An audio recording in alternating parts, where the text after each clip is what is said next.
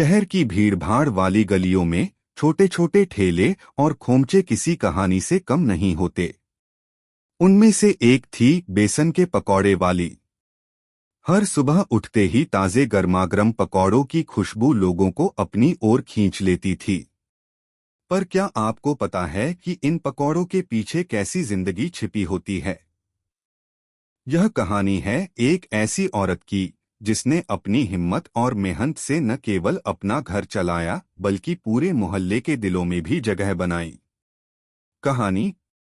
रामपुर की पुरानी गली के नुक्कड़ पर एक औरत का छोटा सा ठेला रोज सजता था।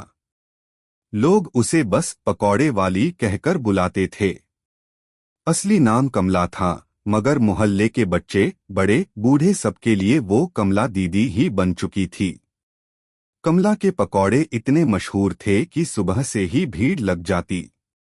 बेसन की खुशबू, हरी मिर्च का तड़का, प्याज के कुरकुरे पकौड़े और साथ में इमली धनिया की चटनी, बस हर किसी की जीभ पर पानी आ जाता। लेकिन यह पकौड़े का ठेला कमला की मजबूरी से शुरू हुआ था। संघर्ष की शुरुआत। कमला की शादी गांव में हुई थी। पति रामलाल मजदूरी करते थे। जिंदगी बहुत तंगी से गुजर रही थी, मगर खुशियां थीं। दो छोटे छोटे बच्चे थे, रीना और मोहन। एक दिन अचानक रामलाल की तबीयत बिगड़ी और डॉक्टर ने बताया कि उन्हें गंभीर बीमारी है। इलाज के पैसे कहां से आते? घर में पहले से ही खाने तक के लाले पड़े थे। कुछ महीने बाद ही रामलाल दुनिया छोड़ गए। कमला के लिए यह सबसे बड़ा सदमा था। सिर पर छोटे छोटे बच्चों की जिम्मेदारी और जेब में 1 रुपया भी नहीं। रिश्तेदारों ने मदद करने के बजाय दूरी बना ली। पहला कदम।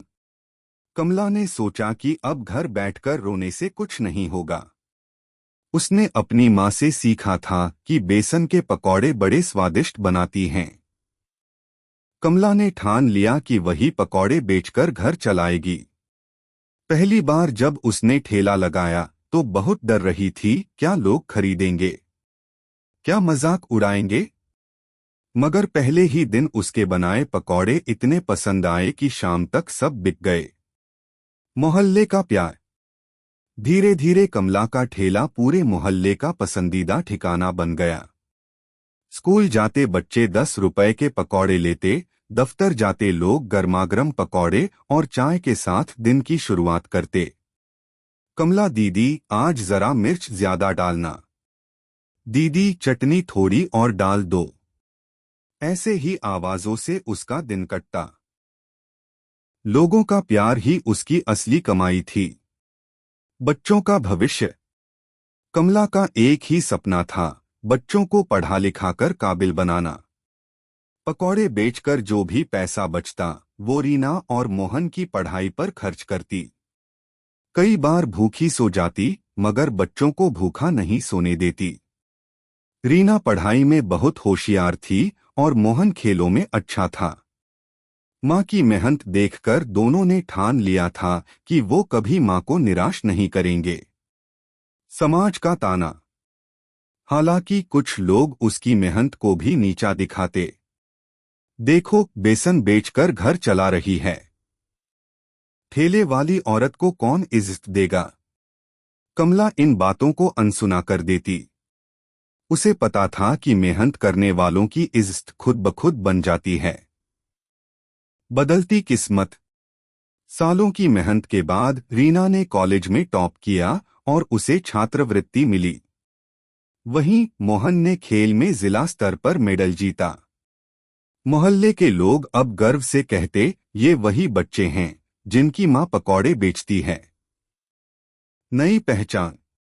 आज कमला का ठेला सिर्फ पकौड़े बेचने का ठेला नहीं रहा, बल्कि मेहनत और हिम्मत की मिसाल बन गया।